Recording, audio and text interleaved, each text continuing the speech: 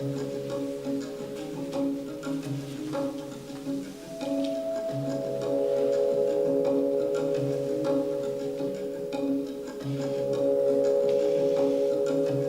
m'avez arraché à mon époque parce que je gênais vos plans. À parler franc, il nous serait impossible de vous préciser la raison pour laquelle nous vous avons convoqué. Convoqué? Je vois que les litotes n'ont pas perdu leur pouvoir. Vous provoquiez une incertitude. Nous n'aimons pas les incertitudes. Nous? C'est un nous majestatif. Je parle au nom des scientifiques de la basilique. Comment vous appelez-vous? Celsius. Vous êtes suédois? Il n'y a plus de Suédois. Ce pays m'avait l'air solide. Il n'y a plus de pays. Il n'y a plus que deux orientations, le levant et le ponant. Je suis ponantais. Et moi? Vous n'êtes rien. Un péplum? C'est cela ou rien. Le péplum est revenu à la mode en 2580. Non, c'est un costume de théâtre. Mais pourquoi ne m'apportez-vous pas un vêtement ordinaire? Vous voyez ma tenue? C'est pas mal. C'est même élégant. C'est un hologramme. Vous êtes vêtu d'un hologramme? Nous sommes tous aujourd'hui. Mais alors? Vous êtes nu? Quelle importance puisque vous ne le voyez pas. Il y a un détail qui m'intrigue. Pourquoi avoir choisi Pompéi? Vous désapprouvez nos critères esthétiques?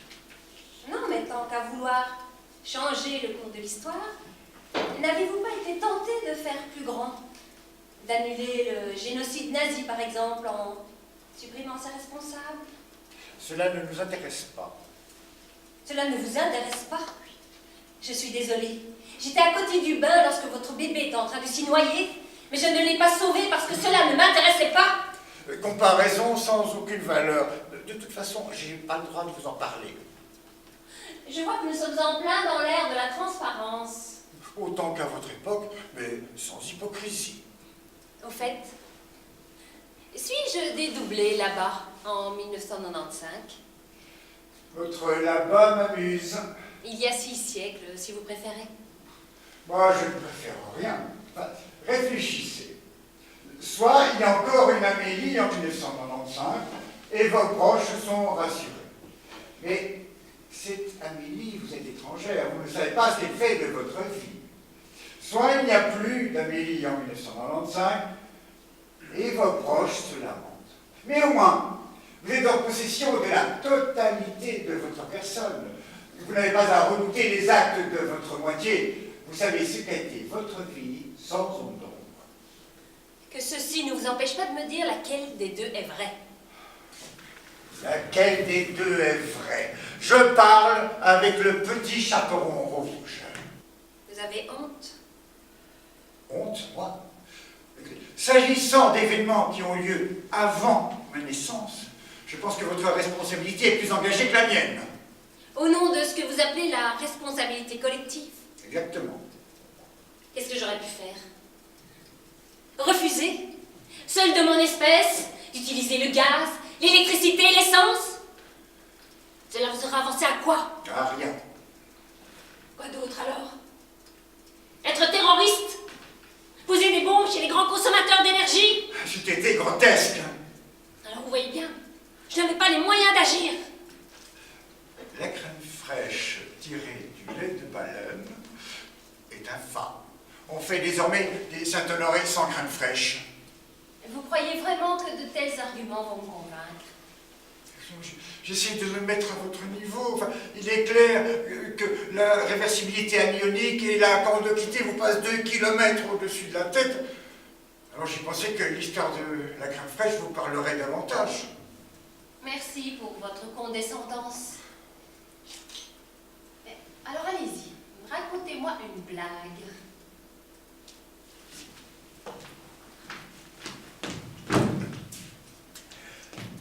C'est un Levantin qui rencontre un autre Levantin. Et il lui dit: Bonjour, comment vas-tu? Et l'autre lui répond, à pied.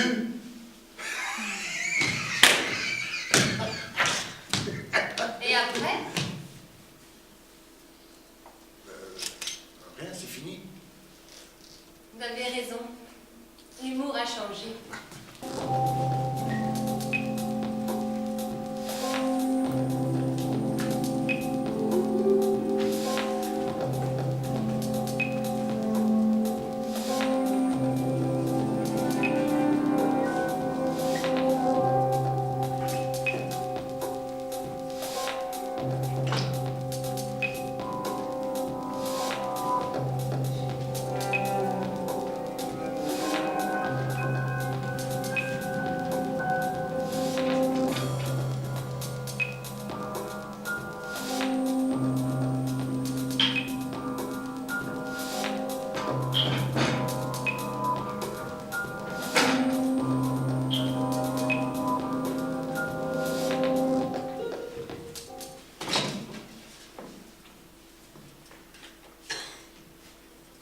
Je vais vous raconter ma version de ce qui s'est passé de 1995 à 2580.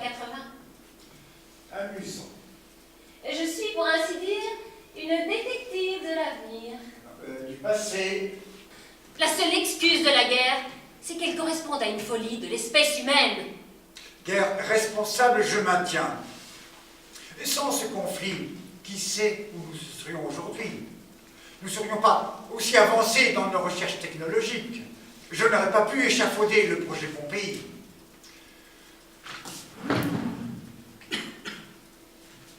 Et vous ne seriez pas là. Ne remuez pas le fer dans la plaie. Vous êtes morte pour Pompéi. C'est une noble cause. Le problème, c'est que je ne suis pas morte. Ah, c'est un problème en effet. Mais il n'a rien d'irréversible. Je n'ose songer à ce qui est arrivé au sud. Vous n'avez rien à me dire? Je vous écoute. Il est intéressant de s'entendre raconter son siècle par une étrangère. Je vous ai posé une question, Celsius. Vraiment? Qu'est-il arrivé au pays du Sud? Je vous l'ai déjà dit, il n'y a pas de sud, il n'y a que deux orientations, le levant et le ponant. Je sais. Curieuse terminologie. Et pourquoi ne pas avoir conservé 4 orientations? Pourquoi ne pas avoir séparé le ponant en ponant boréal et ponant méridional? L'exemple de la Corée et du Yémen ne vous a pas suffi? Je ne disais pas cela par désir de créer de nouvelles frontières.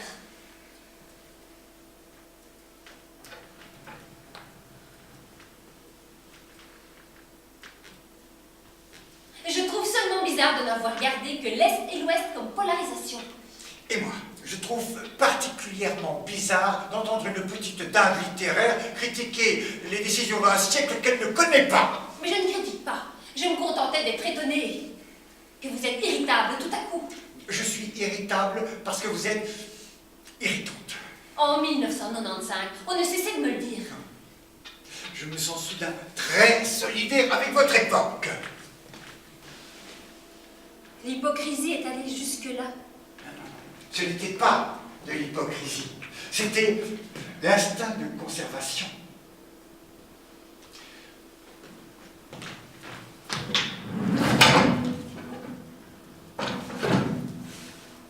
L'axe nord-sud séparait les nantis des crèves-la-faim.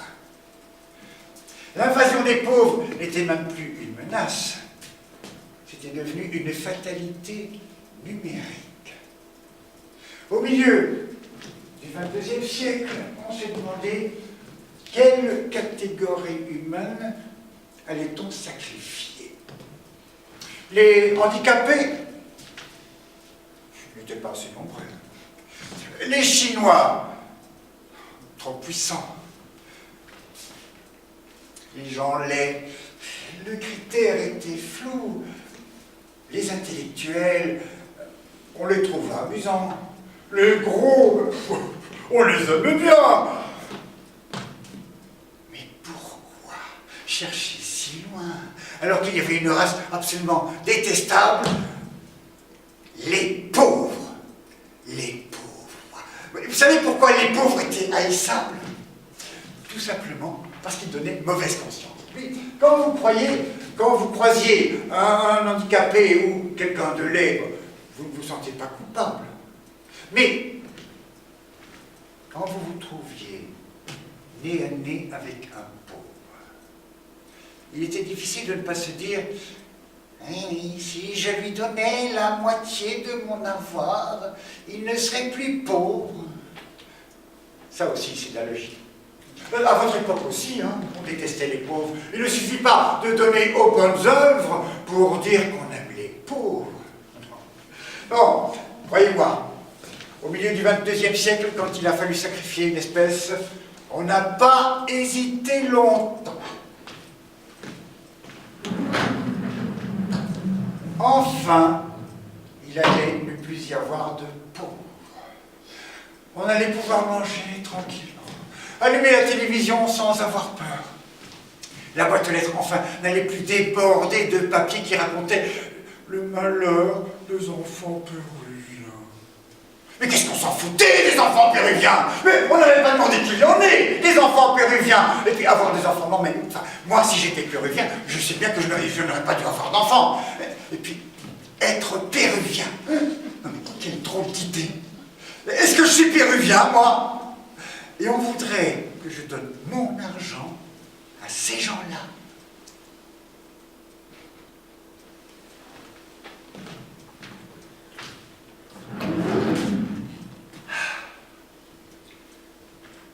On est enfin entre nous. Je croyais que vous désapprouviez l'anéantissement du Sud. Quand j'avais 17 ans, je désapprouvais. Maintenant que je suis au gouvernement, je désapprouve moins. Pompéi est un joyau, mais je ne suis pas sûr que le reste du Sud en vaille la peine. Il arrive qu'il y ait un devoir d'indignation. Ma désapprobation ne servira à rien. Sale type. Êtes-vous inconsciente à ce point? Je vais vous apprendre quelque chose à votre sujet. La mort de 50 milliards de personnes, vous vous en fichez éperdument. Je ne suis pas comme ça. Oh si, vous êtes comme ça. Et vous savez pourquoi? C'est parce que votre cœur est trop exigu. Même les gens à qui l'on attribue un grand cœur peuvent y loger au maximum 100 personnes, et c'est un peu. Dans le vôtre, il n'y a de la place à peine pour 4 personnes.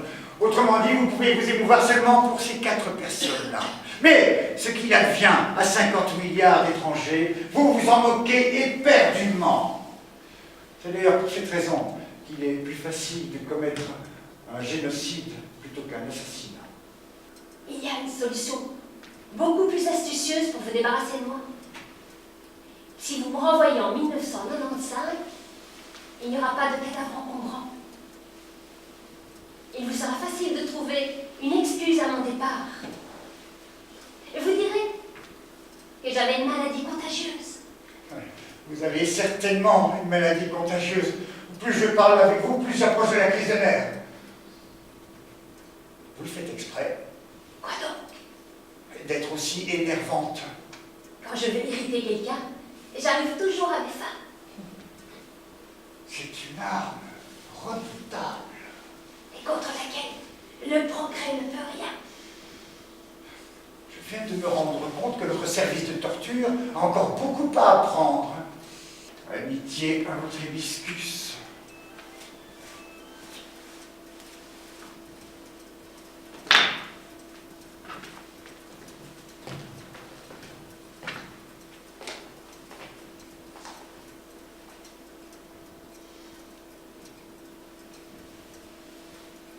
Après avoir arrosé l'hibiscus, je suis descendue au bas de mon immeuble pour vider la boîte aux lettres. Et le courrier portait la date de la veille. Celsius avait raison. Je n'ai pas pu faire autrement que d'écrire un livre sur lui. Quand j'ai eu fini de rédiger ce manuscrit, je l'ai apporté à mon éditeur. Et j'ai précisé qu'il s'agissait d'une histoire vraie. Personne n'a daigné me croire.